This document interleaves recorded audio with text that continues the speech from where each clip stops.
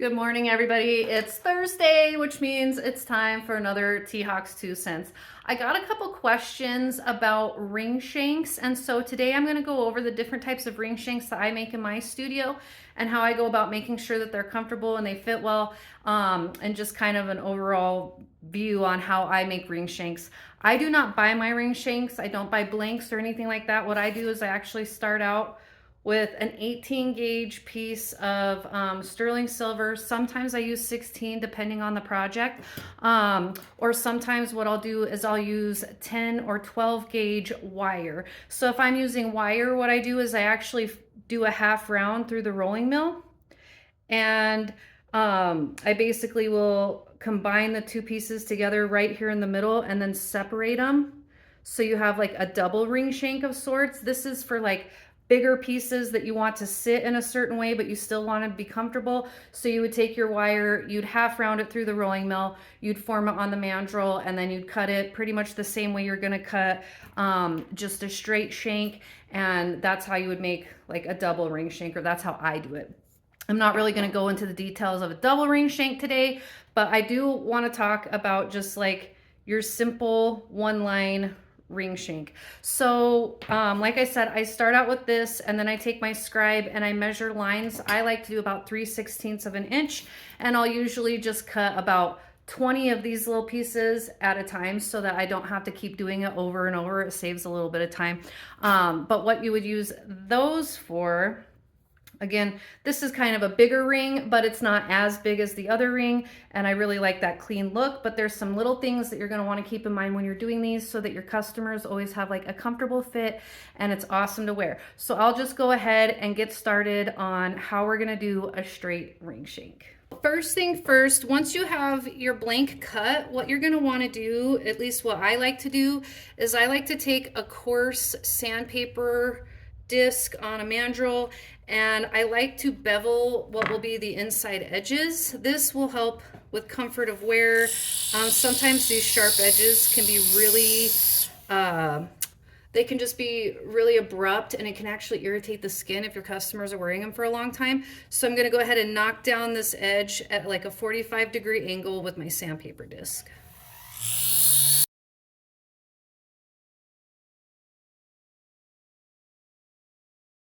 So once you've done the coarse sandpaper disc, I like to go in and just finish it with a fine sandpaper disc, just to knock down any of those rough edges and make it just a little bit more smooth.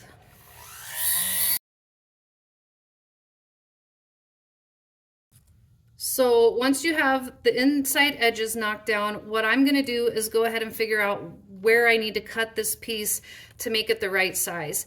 And I have this awesome little like gauge thing. So say I want this to be a 7. What I want to do is I actually want to add 7. I want to mark it right here at the 7, but I'm going to go a little bit bigger than that because you want to add 3 times your metal thickness to that as well. So when you curve it, it actually will be a size 7. If you don't do that, it's going to be a lot smaller than a size 7. So on this little gauge, your size 7 is right here.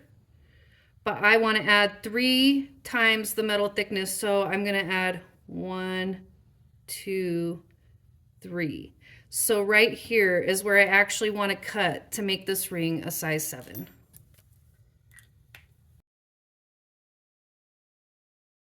So now that you have that cut as a size 7, I just like to file the edge straight. So when I go to solder it, it's all ready to go. So now you have a nice smooth edge on both edges. Now it's time to form the ring into a circle. So I know not everybody has this ring bending tool. You could also take your piece, make sure that those beveled edges are towards the inside, and you could bend it around a mandrel like this. Making sure that you do the edges first, like hit that with the hammer so you can curl that edge down. That's one way that you could bend this. I like using the ring tool because I feel like it makes it a little bit more uniform. And I start on the very edges and get that edge bent down first, and then I go to the opposite edge and bend that down, and then you just kind of keep going around, hold it as flat as you can until you start getting that nice round shape, and I kind of keep it centered as I go. So I start out with kind of a bigger one, and then I'll change those out, and I'll work my way down a little bit until I get those two gaps on the ring to close. And this one I don't go all the way down because this ring is going to be a little bit this size of this tool is going to be smaller than where I actually want the ring to go. But you want these two pieces to meet up perfectly so that when you solder, everything solders right. And sometimes it's just a little nudge here and a little nudge there.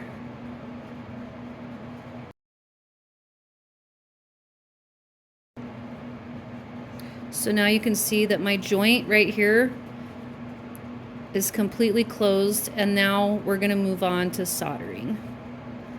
Once you have your ring shank, basically you'll need some flux and some hard solder because this is the first joint, so I always use hard solder on a first joint. I just dip that little guy in the flux. I move my flux out of the way because sometimes if I don't, I spill it. I'll knock it over on accident. I use one tiny little snippet of solder, and I've got my one torch tip, and I just kind of hold this in place and dry the flux. And then I just go around the ring because you want to heat the whole piece at the same time to make sure that you get that really nice capillary attraction. Then you quench it. You can stick it in the pickle if you want. Don't have to. That's personal preference, totally up to you. So once you have your piece soldered, I know that this looks really round and it looks like a true round circle, but what I like to do is put it on my ring mandrel and then take like a rawhide mallet, and I just like to give it a couple of taps to make sure that it's nice and round. Right here you've got your size 6, your size 8, there's your size 7. That fits perfectly at a size 7. Now once you've done this and you've rounded it out, I do a couple more things. So I will actually take this beveling tool, and though I've already beveled the inside with the sandpaper, I like to run over it 1 or 2 times with this, and you just stick this in and you just go like this and it'll bevel that edge. And then what I like to do is I like to take my fine sandpaper disc again, and I will run this along the outside edge. So I'm beveling the inside 1 more time with the beveling tool, and then I'm going to bevel it with the outside, bevel the outside with the sandpaper disc.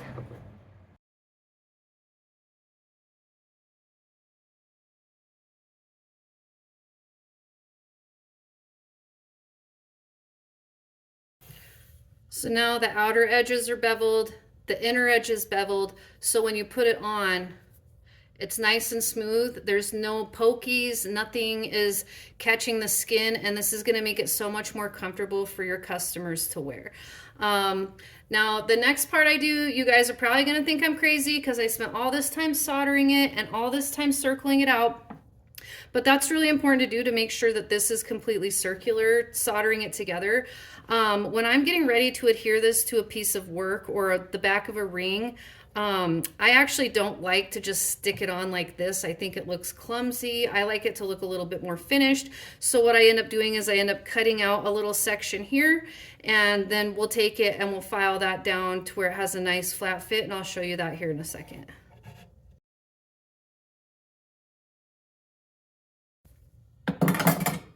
So now you have the little cutout part, which I think will look, which I personally do because I think it looks nicer on the back of a ring that way. So once I've got my little notch cut, I actually come over to my sandpaper station, and I'm going to take it like this, perpendicular to the sandpaper, and I'm going to flatten these edges out so that when you sit it on the back of something, it sits completely flat.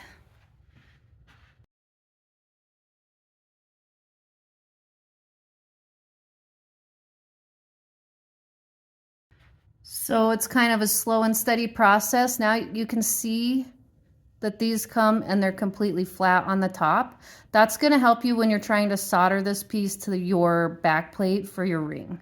There's going to be one more step involved, which is just some cleanup. These edges right here can get kind of sharp, and so we're going to clean those up before we set this to the back of a ring. But I'm coming back to my fine sandpaper disc. And what I'm gonna do is I'm gonna run the sandpaper disc on the bottom here and then on the corners to knock those corners down so that we have a nice smooth transition on the top, on the inside of the ring right here that will be touching our client's skin.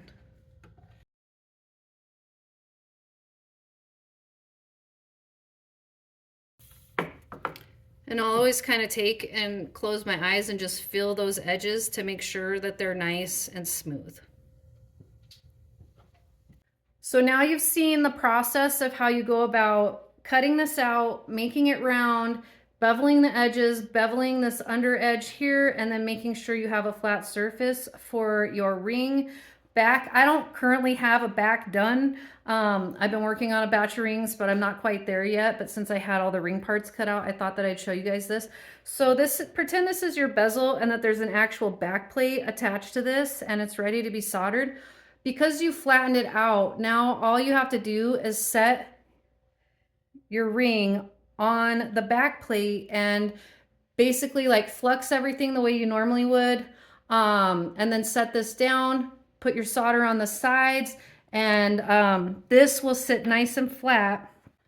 So now you can see like your ring shank will sit nice and flat just against any piece of metal that you're ready to solder to the back plate. So if you have this little guy and you're ready to solder it and there's a back plate, you could stick this on, you can adjust it. This is a really slick rock, obviously, but now it sits completely flat and you have two really nice contact points to make sure that you get really good capillary attraction. Just make sure that you solder the back plate, you flux the back plate, you flux this part, and then you add your solder. You only, again, need one snippet of solder on each one of those little sides.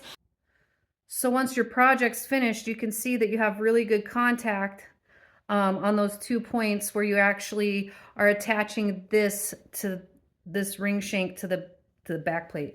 Again, they're really smooth. I love how comfortable they are, especially like that beveling. People sometimes don't always do that, and that's sometimes one of the bad things about buying handmade jewelry is people don't always pay attention to those small little details, but those small little details are going to be what sets your work apart from others. So if you've never made a ring shank like this, or you don't normally pay attention to the beveling, that's something that I would definitely do, because you want this inside portion that touches your finger to be really comfortable, fun to wear. You want people to enjoy wearing your jewelry and not dread wearing your jewelry. So pay attention to that beveling especially. If you guys have found this helpful, make sure you mention in the comments if you have any questions that I didn't address during this video. Definitely hit me up, message me. I will try to answer those. But yeah, if you guys have any other tips and tricks that you'd like to hear, or you'd like to see how I do them, feel free to message me and I will try to get to those soon. I hope that you all have a great week, and I will see you next time on T-Hawk's 2 Cents.